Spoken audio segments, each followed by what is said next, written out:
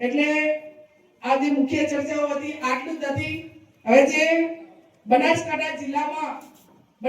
જિલ્લાના 18 તાલુકા, અહીંયા બનાસકાંઠા, પાટણ ને વાવથરા આ 3 જિલ્લા થઈને 27 તાલુકા થાય છે. 27 તાલુકા ને 3 જિલ્લા અને પ્રગણા તો બધા અલગ અલગ, બધા જ પ્રગણા. એમ કરીને બધાને જ્યારે આપણે 4મી તારીખે સંતો મહંતોની હાજરીમાં, સર્વપક્ષી આગેવાનોની હાજરીમાં ગામડે ગામડે જઈને આ બંધારણના અમલ માટે બનાસકાંઠા જિલ્લાના તો મોટા ભાગના 18 તાલુકામાં નીચે ગામમાં ગામ સમિતિઓ પણ બની ગઈ છે અને દરેકની સંમતિ લીધી છે કે ભાઈ ભલે તમે ઓગણ મુકામે ના આવી ગો પણ આ બંધારણ તમે વાંચી લો, આમાં સહી કરો. એવી 1.5 થી 2 લાખ તો સહીઓ કરાવી છે, જેથી કરીને દસ્તાવેજના ભાગરૂપે એ જ્યારે જરૂર પડે ત્યારે એ સહી એમ કહેવાય. કોઈ એમ કે આવનાર પેઢીમાંથી કોઈ દીકરો કે દીકરી કે આ બંધારણ કને કર્યું છે તો કહેવાય કે ભાઈ આમાં તમારા બાપાની સહી છે. આ બંધારણ કર્યું એ ટાઈમે તમારા બાપાની સહમતિ આ બંધારણમાં લીધેલી છે. એટલે ત્યાંના આગેવાનોએ મુખ્ય ભાગે જેટલાને નાનામાં નાના માણસને નીચેમાં મળવું પડે એને પણ પૂરેપૂરું મળવા માટેના પ્રયત્ન કરીને આ બંધારણના અમલ માટે એની સંમતિ લીધી છે. પણ પાટણ જિલ્લામાં અમારાથી એટલે પહોંચી વળવાનું નથી. આજે જિલ્લાના તમામ તાલુકા બોલાયા છે અને એમાં ખાસ કરીને ધારો કે કાંકરેજ તાલુકો તો 100% બંધારણમાં અહીંયા સામેલ છે. રાધનપુર તાલુકો, સાતલપુર તાલુકો, આ પાટણના 3 તાલુકા તો 100% આ બંધારણની અંદર ત્યાં સામેલ છે. કેમ કે એમના પ્રસંગો અને હગાવાલાનો ગોળી લાગે છે એટલે એ આ બાબતમાં સંપૂર્ણ રીતે તમામ બંધારણથી વાકેફ છે. પણ આ પાટણ જિલ્લાના જે બાકી જે તાલુકા છે એમને મારી વિનંતી છે તમામ આગેવાનોને, તમામ પક્ષના આગેવાનોને કે આ 4મી તારીખે બંધારણ થઈને એટલે એના પછી 10 કે 15 દિવસમાં તાલુકા કક્ષાએ તમારા જેટલા પણ ગોળ લાગે, જેટલા તાલુકા લાગે છે એ તાલુકા કક્ષાએ દરેક તાલુકાની 1000 માણસોની મીટિંગ કે આ પાટણ જિલ્લાના બાકીનાની થઈ જાય અને એમને બધાને વિશ્વાસમાં લઈ અને પછી આનું અમલીકરણ જે રીતે તમારા પ્રસંગો છે એ પ્રમાણે થાય ને એમાં અમે પૂરેપૂરો સહયોગ આપશું. પેલા કે 10-15 દાડા મીટિંગોમાં મારે કે બળદેવજીને હાજરી આપવી પડે ને તો તમે જે ટાઈમે જ્યાં કહેશો ત્યાં સંપૂર્ણ રીતે અમારી હાજરી રહેશે. પણ હું માનું છું ત્યાં સુધી તાલુકે દરેક તાલુકાની મીટિંગ થાય અને 1000 માણસો ભેગા થઈ અને એમની સહમતિ લેવાય એ હું માનું ત્યાં સુધી ખૂબ જ જરૂરી છે. હવે ધારો કે જે એ બાજુ હાગુવાલું નથી એને તો ઓછું લાગવું પડે, પણ જેને બનાસકાંઠામાં હાગુવાલું છે, કાંકરેજમાં છે, વાવથરાજમાં છે એમને તો આ બંધારણ સંપૂર્ણ રીતે પાળવાનું રહેશે. અને બંધારણના મુદ્દા નંબર 1 કે પહેલા આપણે હગાઈ દીકરીની કરવા માટે કરીને આવે અને આપણે દીકરાની હગાઈ કરવા માટે જઈએ ત્યારે જૂના જમાનામાં રૂપિયો, શ્રીફળ અને સાડી આ 3 વસ્તુ લઈ જતા ને. તો આ બંધારણમાં એવું નક્કી કર્યું છે કે ભાઈ આપણા દીકરાની હગાઈ કરવા માટે કરીને વેવાઈને ગામ થઈએ તો રૂપિયો, ડાળીઓ અને આપણે વર્તમાન સમયમાં ડ્રેસ લઈ જાય કે સાડી લઈ જાય આ 3 વસ્તુ લઈ જવાની. વધારાના જે મેકઅપ ને પાવડર ને લાલીઓ, મોબાઈલ આ કોઈ પણ વધારાની વસ્તુ લઈ જવાની નથી. આ નવા બંધારણ પ્રમાણે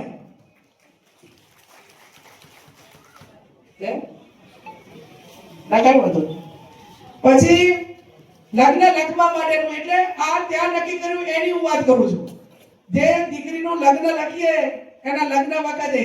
તો એ વિસ્તારમાં અમારે 50-50 લગનિયા લગ્નમાં હતા અને એના કારણે દેવાઈને ત્યાં પણ વ્યવસ્થાઓ કોરવાય અને ઘણી બધી બંધીઓ એના મારફત થતી હતી. એટલે એ બંધીઓને રોકવા માટે કરી અને લગ્ન લખવાનું ત્યાં લગ્ન લખી નાખે નિયમ આપણા જે બ્રાહ્મણને એમને બોલાવીને અને હામ અમે 2 ગણી લઈને કોઈ આ લગનિયા મેળવાના નથી. જે 100-150 લગનિયા થાય એ લગનિયા મેળવા માટેની પ્રથા બંધ.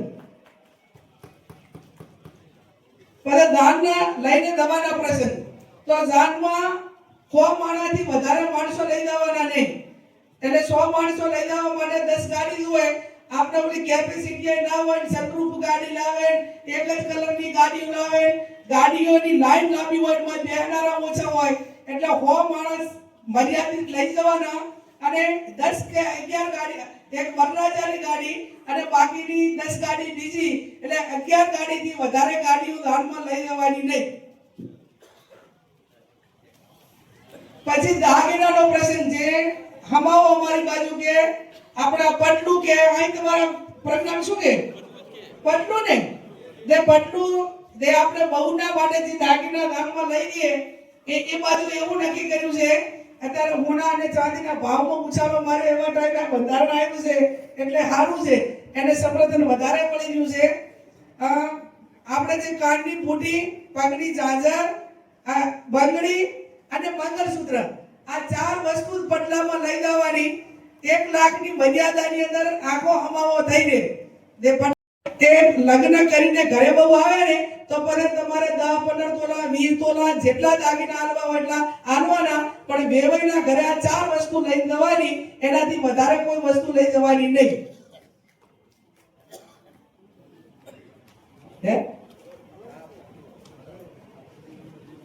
પછી જમણવાર સાદો જ કરવાનો. રોટલી, શાક, દાળ, ભાત ને એક મીઠાઈ. વધારે પડતી પછી આપણે પેલું ગુથિયું દેવું કરી નાખે, ખાવું શું એ સવાર હોય, એના બદલે રોટલી, શાક, દાળ, ભાત, રોટલા, પૂરી અને એક મીઠાઈ, આ પ્રમાણે તેનો જમણવાર કરવાનો. સૌથી અગત્યનો મુદ્દો આવે છે મામેરું. હવે લગ્ન થઈ ગયા પછી જમ્યા પછી માંડવે બેહવાનું એટલે મામેરું આવે. મામેરામાં એ બાજુ એવી નક્કી કર્યું છે કે 1,51,000 રૂપિયા ઢાલમાં મૂકવાના. બાકી તમારે આગલા દિવસે કે એના 2 દાડા પછી તમારી દીકરીને જેટલા પૈસા આપવા એટલા આપો, જેટલું મોનું આપવું એટલું આપો, પણ જાહેરમાં ઢાલમાં ભરતી વખતે 1,51,000 થી વધારે રકમ મૂકવી નહીં. એનું કારણ કે ત્યાં ભાઈઓને ઘરે લગ્ન હોય કે 2 બહેનો હોય, દેરાણી જેઠાણી હોય, એકને ભારું મામેરું આવે ને એકને પોરું આવે, એટલે સ્વાભાવિક છે કે એની સમાનતા છે હચવાતી નહીં અને એકબીજા દુખી થતા. એટલે જાહેરમાં 1,51,000, બાકી તમારે રોકડ રકમ કે હોનું ચાંદી આગલા દાડે આપવું હોય તો છૂટ, 2 દાડા પછી આપવું હોય તો છૂટ, પણ જાહેરમાં આનાથી વધારે રકમ એ મામેરાની અંદર મૂકવાની નહીં.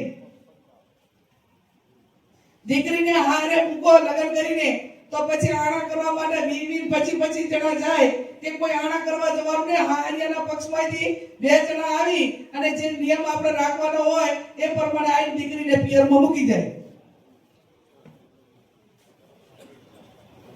હવે ભાષણો આપણે દાયદો આપીએ છીએ દીકરીને એના માટે. એમાં એવું નક્કી કર્યું છે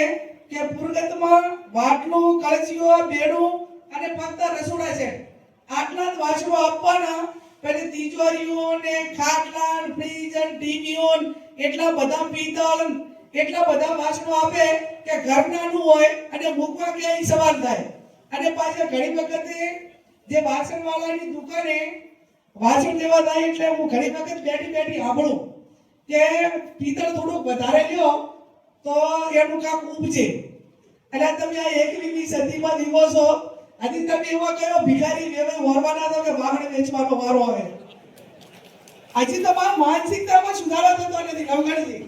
હજી તો વાસણ વેચવામાં મગજમાંથી નીકળતું જ નથી. એટલે એના કરતા એવું નથી કહેતા કે સમય બદલાનો છે. એ ટાઈમે એવો સમય હતો, આ મંડપો નતા, બીજી કોઈ વ્યવસ્થાઓ નથી. એટલે આખા ગામનો પ્રસંગ હોય કે કુટુંબનો તો આખા વાહના કે કુટુંબના વાહન ભેગા કરતા ત્યારે પ્રસંગ થતો. એ ટાઈમે સમય એવો હતો. આ ધારો કે એ ટાઈમે પિત્તળનું બેડું શા માટે આપવામાં આવતું કે આપણી દીકરી એ ગ્રામ પંચાયતનો બોર હોય કે કોઈને કુએ પાણી ભરવા જાય ને તો માટલું લઈને પણ આપણી દીકરી બેડું લઈને પાણી ભરવા જાય અને એનો પ્રોટોકોલ હચવાય એટલા માટે કરીને પિત્તળનું બેડું આલતા. હવે તો ચકલી ચાલુ કરાય એ પાણી છે. હવે એ સમય નથી કે આપણે બેડા ને પિત્તળના બેડા લઈને પાણી ભરવા જવું પડે. એટલે હવે પિત્તળના વાસણોની ખરીદી કરવાની જરૂર આ વર્તમાન સમયમાં લાગતી નથી. હવે મંડપમાં ખાટલા હાથે અત્યારે તમે આ બધા બેઠા છો, જેને ગરીબ પ્રસંગ કર્યા છે એ તમે કોઈ ઘરનું વાહન કે વાપર્યું છે? નથી વાપર્યું. હા, હું એમ કે હંતાળનું પૂરું નકે બધે ખોવાઈ જાય છે. આવો સમય આવ્યો છે ને એટલે બેફામ વાહનોની ખરીદી એ હું માનું ત્યાં સુધી બિનજરૂરી આ બધી ખરીદી છે. આ બોલાવડા પ્રથા, કોઈ બીમાર પડ્યું હોય ને તો 1,000-2,000 માણસોને બોલાવવા માટેનો એક જે ક્રેઝ હતો એ બંધ કરવાનો, માત્ર કોઈ પણ એવું ઘટના બની હોય કે એને સમાચાર લેવા જવું પડે તો એના હગાવાલા કે 2-5 જણા જે લાગતા વળગતા હોય એટલા સમાચાર લેવા જાય, અને હોસ્પિટલે કોઈ માણસ એડમિટ કરેલું હોય ને તો પછી અહીંયા 25 50 ટોળા ના આવે, મોબાઈલ થી સમાચાર લેવાના અને ઘરે જાય ત્યાર પછી 2-5 જણે સમાચાર લઈ આવવાના. આ દવાખાનાની અંદર દર્દી એક હોય અને એના 100 જણા હોય એટલે બીજાને પણ આગળતા ઊભી થાય અને કે કોણ કે દાદા ઠાકોર હશે, એટલે એમાંથી આપણે બહાર આવવાનું. જન્મ દિવસની ઉજવણી, આપણે દીકરો કે દીકરીનો જન્મ થાય એટલે ડીજે લાવે, કેક કાપે, પાર્ટીઓ કરે, આ બધું બંધ કરવાનું. એનું કારણ કે દીકરાનો જન્મ થયો હોય એ આપણા માટે ખુશી છે, પણ એના જન્મદિવસની ઉજવણી કરો એટલે એનું ઉંમરનું 1 વર્ષ ઓછું થયું છે, એનો અર્થ એ થયો કે તમે એનું 1 વર્ષ ઓછું થયું એની ઉજવણી કરો છો. એના બદલે જ્યાં ગૌશાળા હોય એની પાવતી બનાવે, આંગણવાડીના બાળકો હોય તો એને જમાડે, અને નજીકની કોઈ લાઇબ્રેરી કે શૈક્ષણિક સંસ્થા હોય તે 1000 કે 1100 ની પાવતી શિક્ષણના નામે દીકરા દીકરીના નામે એ દિવસે બનાવે એવું નક્કી કરવામાં આવ્યું છે.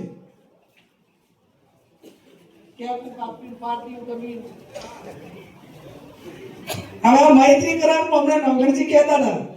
એ હવે કાયદાની સાથે જોડાયેલું છે,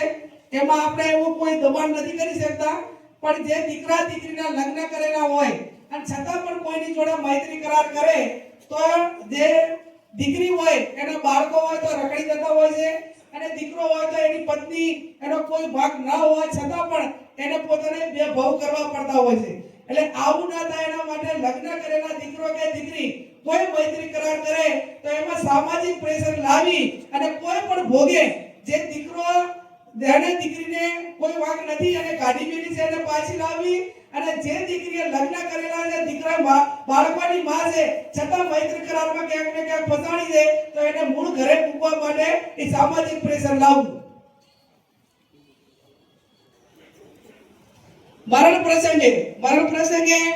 જે મીઠાઈઓ આ બધું જે બનાવે છે એને બદલે ખીચડી, કઢી, તેલ અને ઘી આટલું જ રાખવાનું, બીજી કઈ મીઠાઈઓ કરવાની નહીં. અને જેમ બળદેવજીએ કીધું કે મા બાપ આપણા માટે મહેનત કરી મૂકીને ગયા હોય ને તો પછી કઈક શૈક્ષણિક સંસ્થા હોય ત્યાં એમના નામનો રૂમ બનાવવો, લાઇબ્રેરી બનાવવી, પણ એમનું આજીવન મા બાપનું નામ રહે એવું કઈક સારું કામ કરવું. એ ના તો મોટા ખર્ચા કરી અને આર્થિક રીતે નુકસાન કરી અને બીજા ગરીબને એના હરકામાં ભેગું હેડવું પડે એવું ના થાય, એના માટે ખીચડી, કઢી, ઘી અને તેલ આટલી જ વસ્તુ આ મરણ પ્રસંગે નક્કી કરવામાં આવે છે.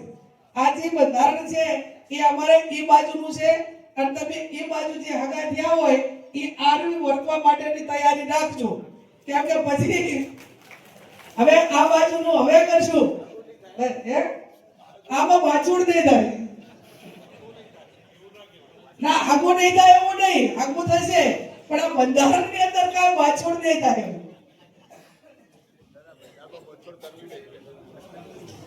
અને બીજા 2-3 મુદ્દા છે કે દીકરીની ઉંમર 18 વર્ષ થયા પછી લગ્ન કરવા, અને એના માટે શું કરવું કે કોલેજ સુધી દીકરીને ફરજિયાત ભણાવવાની, અને એના માટે સમાજની શૈક્ષણિક સંસ્થાઓ ઊભી કરવાની. ધારો કે 12મા સુધી દીકરી ભણે એટલે એની ઉંમર 17 વર્ષ થાય અને કોલેજ પૂરી થાય તો ત્યાં સુધી લગ્ન લાયક થઈ જાય, એટલે તમામ તાલુકામાં દીકરીઓ સુરક્ષિત રીતે ભણી શકે એના માટે કન્યા હોસ્ટેલોનું નિર્માણ એ વહેલામાં વહેલા તમામ ઠાકોર સમાજ કરે, અને બીજામાં પૈસા આપે કે ના આપે પણ દીકરીઓની સુરક્ષા માટે કરીને જ્યાં કન્યા હોસ્ટેલનું નિર્માણ થતું હોય ત્યાં વિશેષ સમાજ ધ્યાન આપીને જે યથાશક્તિ મદદ કરે. આ પ્રમાણેના એ વિસ્તારના જે મુદ્દા લીધા છે, મેં અગાઉ કીધું એમ કે આ બાજુ તાલુકે મીટિંગો થાય, અને એક સૌથી અગત્યનો મુદ્દો એ કોમન કોને કહેવાય કે ધારો કે તમે પ્રજ્ઞા પ્રમાણે જે વ્યવહાર કરતા હોય, ધારો કે મામેરું લઈ જો, દાન લઈ જો, હગાઈ કરવા આવો તો આ ટાઈમે તમે એકબીજા હગાવાલાને પહેરવણી કરતા હોય. શું પહેરવણી? અમારે બાજુ ઓઢામણું કે ઓઢામણું કે ને માંડવે કરે, દાનમાં કરે. આ તમામમાં કોઈએ કપડા લાવવાના ને જે પડે રોકડ રકમ આપવાની, 100 આપો, 500 આપો, 200, જે ઓલા કપડા લઈને આવે ને તો એ કપડા વેપારીઓ ઠાકોર સમાજના નોકર રાખે, અને એમાં એક મામેરામાં 200 આડીઓ લાવે જાન હોય ને તો કુવાસાને વધામણા કરવા માટે 200 હાડીઓ લાવે અને હાડી કેટલાની હોય 100 કે 150 રૂપિયાની એટલે પછી આપણે ઓલા વાડે બળગાડે ચમ બળગાડે કે એની અંદર ઓલા ભોંડની ના આવે એના માટે કરીને વાડ કરે કોઈ હાડી પહેરતું નથી એટલે 150 રૂપિયા પડી જાય એના બદલે જે વ્યવહાર કરવાનો થતો મોઢામણી પહેરામણીમાં એ તમામ પ્રસંગોની અંદર રોકડમાં કરવાનો તો એ પૈસા જે હોય એટલા કામ આવે આ તો કોમન કહેવાય ને હા જેમ કે બધા તમારા કપડા લઈ જવાનો રિવાજ બધે છે અને અત્યારે શું છે પોતપોતાની પસંદગીના પહેરતા હોય ને પસંદગીના પહેરતા હોય એટલે આપણે લઈ જા ગમે ના ગમે એના કરતા રોકડ પૈસા આલી દેવાના એને જેવું ગમે એવું લાવે આ પ્રમાણે સમાજના જે મુદ્દાઓ એ ટાઈમે આગળ જાહેર એના ઉપર મૂકવાના છે તમે બધા આવજો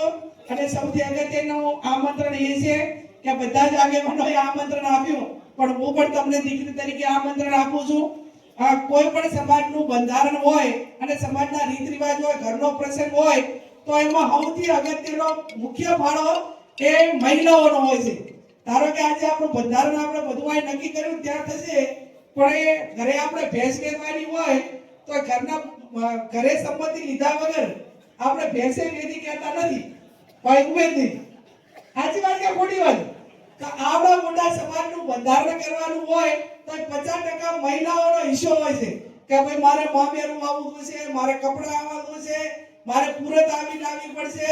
મારે દાગીના એટલે હમાવો આવો કરવો પડશે આની શરૂઆત ક્યાંથી થાય ઘરે મહિલાઓમાંથી થાય અને જ્યાં સુધી તમે મહિલાઓને આમાં એગ્રી નહીં કરો એને એમાં ભાગીદારી નહીં કરો એને પૂરેપૂરા એની સંમતિ નહીં લો ત્યાં સુધી ક્યાંક ને ક્યાંક એ બંધારણનો અમલ કરવામાં ઘણી મુશ્કેલી પડશે અને મુશ્કેલી ના પડે એટલા માટે કરીને હું તમને બધાને તો આમંત્રણ આપું છું પણ જેને ધર્મપત્ની હોય એને ફરજિયાત લઈને આવવાનું છે હોય એને પૂછું કે તમે પતિ પત્ની સાથે આવજો એવું નથી કહેતી ફરજિયાત લઈને એનો અર્થ એવો થયો કે ફરજિયાત લઈને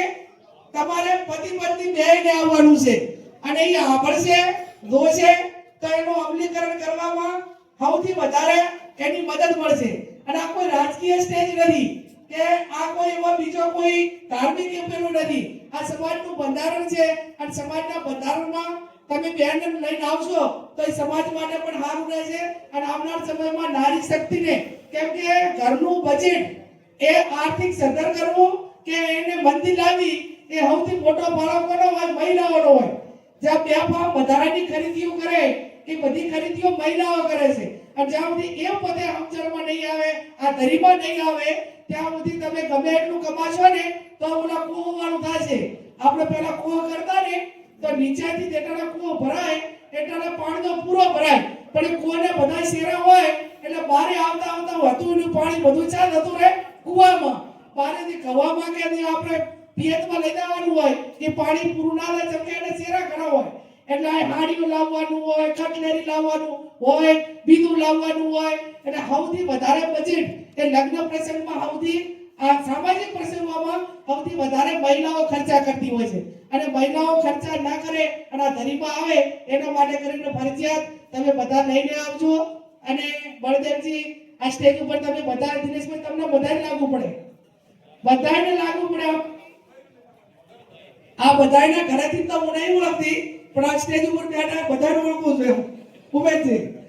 બળદેવજીના ઘરેથી આયા ના આયા દિનેશભાઈના ઘરેથી આયા ને ચંદનના ઘરેથી આ બધાય અને તમે લાવો તો આ લાવશે પહેલી શરૂઆત આ સ્ટેજ વાળાએ કરવાની છે એટલે સ્ટેજ વાળા ફરજિયાત લઈને આવશો ને આ બધું ઊંચો હાથ કરો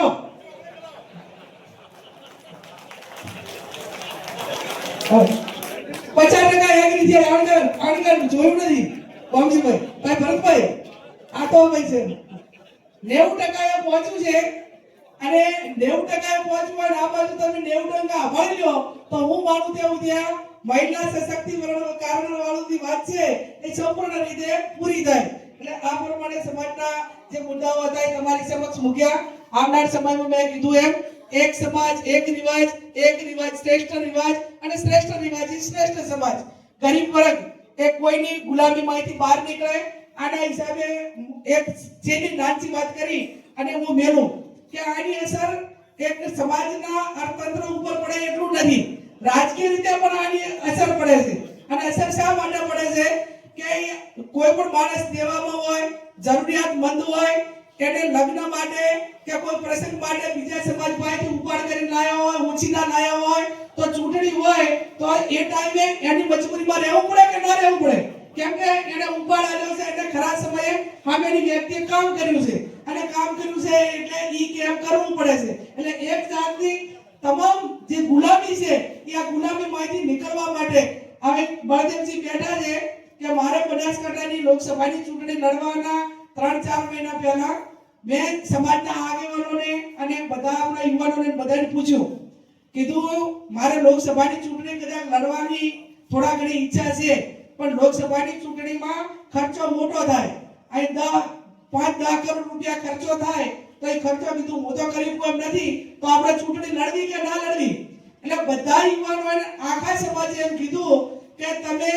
સમાજ તમને 1 રૂપિયો ખર્ચો નહીં કરાવે, આમાં તમે જે દિવસે ગામે આવશો ને એ દિવસે 50-100 રૂપિયા એ દિવસે તમારા ગાડીનું ડીઝલ ચાલે ને એના માટે કરીને બહેનો આવશે, 1 રૂપિયો ઠાકોર સમાજ તમને ખર્ચો નહીં કરાવે. અને બળદેવજીએ નજરની સામે જોયેલું, બનાસકાંઠાના ઠાકોર સમાજે લોકસભાની ચૂંટણી હોય, મારી વિધાનસભાની ચૂંટણી હોય, એક પણ રૂપિયો ક્યારેય સમાજે ખર્ચો કરાયો નથી. અને એટલા માટે કહું છું કે સમાજનું કામ કરવા માટે ઈમાનદાર માણસ હોય, પણ એને પોતાને ચૂંટણી લડવી હોય એ ટાઈમે એની પાસે પૈસા ના હોય તો ઈમાનદાર માણસ પણ એ ચૂંટણી લડવા માટે એગ્રી થતો નથી. કેમ કે એને માનસિક ચિંતા રહે છે કે હું ગમે એટલું સમાજ માટે ગમે એ કરું, પણ મારી પાસે પૈસા નથી, હું ચૂંટણી હારી દઈશ. આ વાત સાચી કે ખોટી? અને પછી બીજો સમાજ એવા મેળા મારે કે ભાઈ ઠાકોરને તો વેચાતા લેવા, એટલે ભૂતકાળની અંદર એના માટે અનેક શબ્દો વપરાણા છે, પણ કે એમને તો ચૂંટણી ટાઈમે ખરીદી લઈશું. એટલે આ સમાજ એ તમામ મજબૂરીઓમાંથી, તમામ શોષણમાંથી, તમામ જે દબાવમાં છે એ દબાવમાંથી નીકળાય એના માટે કરીને આ સહિયારા પ્રયત્ન છે અને આ યજ્ઞ છે. અને યજ્ઞમાં શું આહુતિ આપવા માટે 4મી તારીખે વગર પધારજો એ શબ્દ સાથે આપ સૌનો ખૂબ આભાર.